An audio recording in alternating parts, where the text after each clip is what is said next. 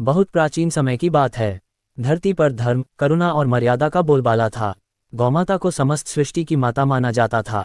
वे धरती पर जीवन का आधार थीं। उनके दूध से बालक पलते थे, उनके गोबर से खेत उपजाऊ होते थे और उनका सानिध्य मनुष्य को शांति देता था।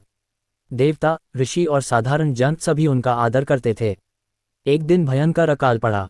वर्षा नहीं हुई, नदियां सूखने लगी और चारों ओर हाहाकार मच गया। भूख से व्याकुल लोग अपने स्वभाव से भटकने लगे। उसी समय गौमाता अत्यंत दुर्बल अवस्था में एक नगर के द्वार पर पहुंची। उनके शरीर पर चोटों के निशान थे, आंखों में पीड़ा थी और गला प्यास से सूखा हुआ था। वे केवल थोड़े से जल और करुणा की याचना करने आई थीं। नगर में कई स्त्रियां थीं जो अपने अपने दुखों में उलझी हुई थीं। किसी ने गौमाता की ओर ध्यान नहीं दिया, किसी ने उन्हें बोझ समझा और किसी ने क्रोध में आकर कटु वचन कह दिए।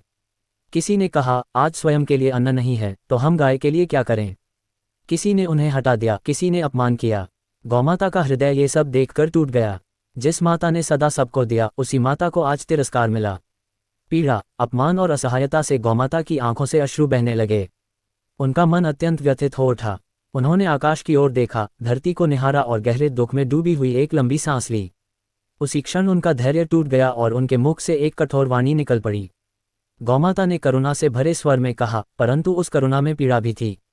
जिस प्रकार आज नारी जाति ने मेरी पीड़ा को अनदेखा किया है, उसी प्रकार नारी जाति को भी जीवन में एक ऐसा कष्ट सहना होगा जो उन्हें हर माह स्मरण कराएगा कि किसी की पीड़ा को कभी तुच्छ नहीं समझना चाहिए।